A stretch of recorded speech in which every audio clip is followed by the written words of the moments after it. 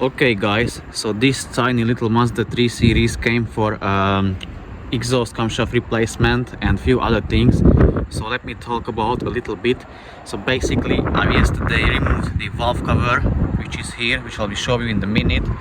So basically what I found, it is very clear from inside. The camshaft is not worn, so the owner saved significant amount of money there, and he decided to put that in towards of getting it carbon cleaned. So instead of going to change the camshaft, which is not needed obviously, I'm going to do the carbon cleaning on this one. Also, I'm going to change the exhaust pressure sensor for him. I'm going to change the vacuum pump for him and replace the drive belt because it is cracked, and change the coolant. But back a little bit to the camshaft. So this is, guys, what it looks like when it is clean. It had, I bet, often the oil changed. Looks very good. Obviously I will clean it, but it looks very promising, and it is like getting close to 100,000 miles on the clock. And also what I've noticed, that the washers, the injector washers, were replaced. So let me show you why I have decided to go with the valve cover inspection job, and it is purely because of the condition of the valve cover from up top. So look at it. It is pretty nasty, oily, greasy. So I thought it may have the worn camshaft or the injector washers are leaking.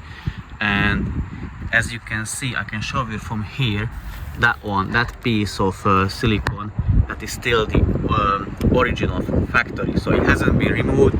It was just basically very well maintained. That's what I can say. So based on the condition of the valve cover, I recommended to get the job done.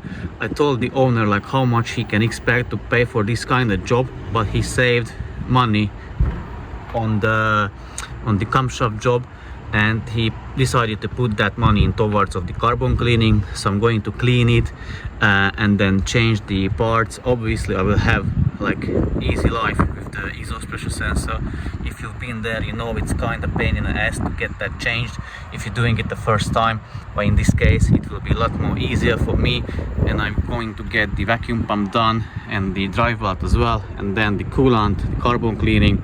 But basically I'll show you the step, not the steps, but I'll show you the carbon cleaning. Obviously I won't show the vacuum pump and the exhaust pressure sensor because I don't have that much of a time, and I neither gonna show the drive belt or the coolant. I got video for the coolant replacement on my channel, so feel free to watch that, and I will do a drive belt replacement video very soon.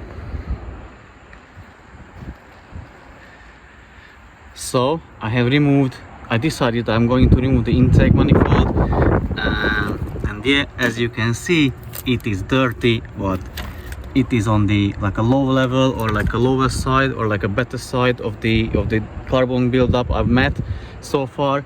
So yeah, okay, I dare to say this car is a good one. It was maintained properly, very well. So I recommend the owner to carry on what he was doing, because he was doing definitely a great job. I removed the vacuum pump. I'm going to replace it with a new one, and then I'm going to change the exhaust pressure sensor as well.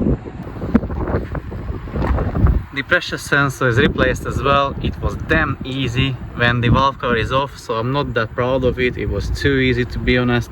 Now just the walnut blasting is left, and then putting everything back together, and still I need to do the drive belt. But once that is done, I can put everything back together, take it for a test drive, and finally give it back to the owner. And the carbon cleaning of that tiny Mazda is finished. As you can see, I touched up the surfaces.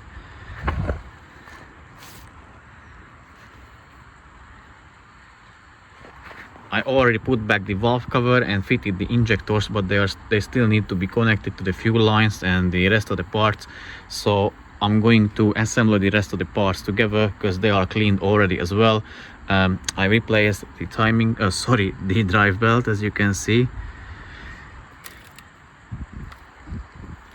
So I'm going to assemble the rest of the car back together, connect lines, connectors, whatever needs to be done. And then I'm going to do an engine flush, so the engine oil flush, and fill it up with new fresh oil, put a new filter on it, and give it back to the owner. And I need to tell, this it's reaching to 100,000 miles, but this car is in very good condition. I would say it is very well maintained. I don't know why, but it seems that the Mazda 3s are very well kept. If you remember from the channel, the other guy who had nearly 150,000 on the clock, then that was immaculate. So the guy who had nearly or over 70 miles per gallon, this one is like quite close to that condition. It's very nice. I would say that the owner, like, don't sell it or never sell it. If you already spent that much money on it, keep it for long, because this car will serve him for quite long time.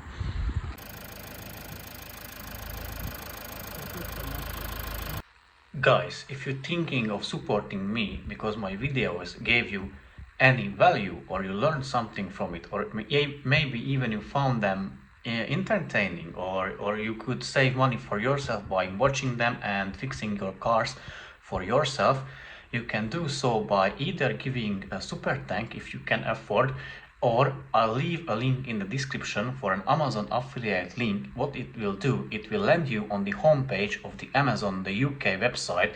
So basically you can do the regular shopping as you would do, but I will earn commission from it as it is an affiliate link, and Amazon will know that I sent you to that website, to their website, and whatever you buy, I will earn a small commission from it.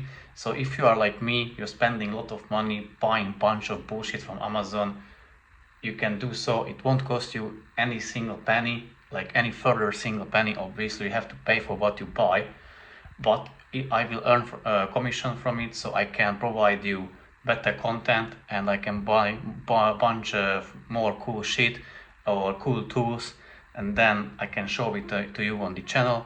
So guys, if you want to support me, you can do so with these two ways. Thank you.